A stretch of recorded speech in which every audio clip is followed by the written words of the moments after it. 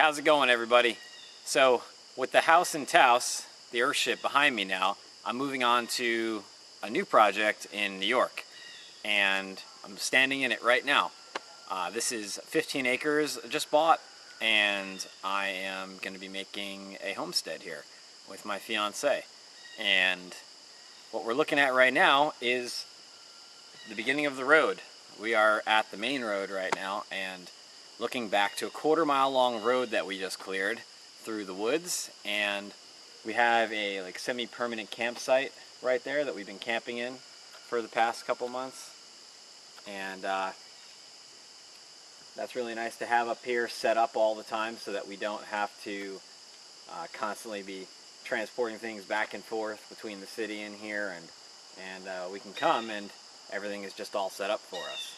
So let's take a walk down the road and I can show you what's up.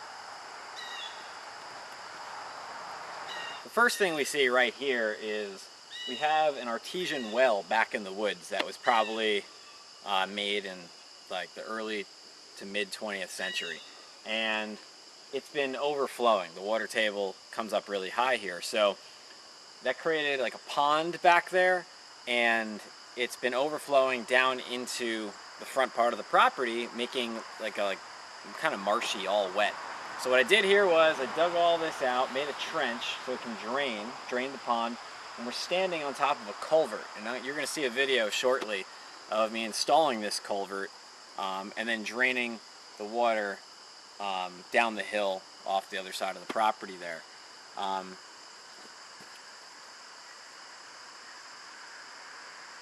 So the road here, you can see how dense the forest is. So I have been cutting down dozens of trees, probably cut down about 75 plus trees so far. I had an excavator in here for 10 days, big one, a 35,000 pound excavator, which I have videos on how to use that and all kinds of stuff with that, which you'll see soon.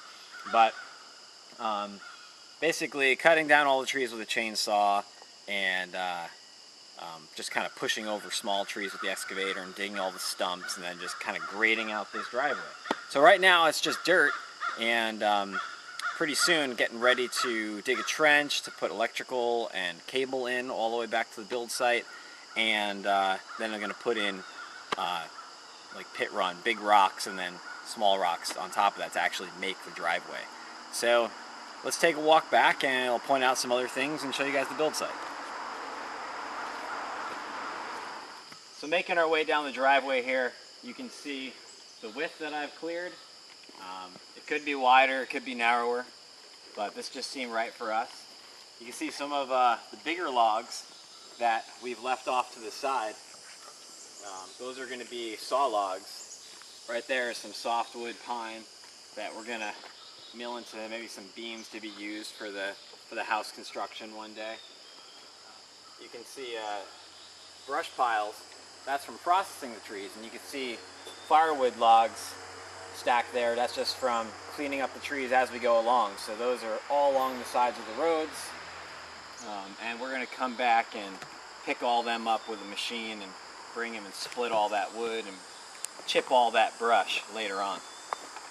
Got some really nice ash saw logs over there, and other logs that we have are maple and hickory and white oak and red oak.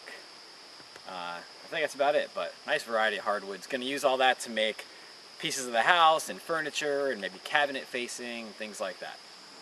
So cutting down 75 trees and knocking over countless others leaves you with a lot of stumps, and you gotta put them somewhere.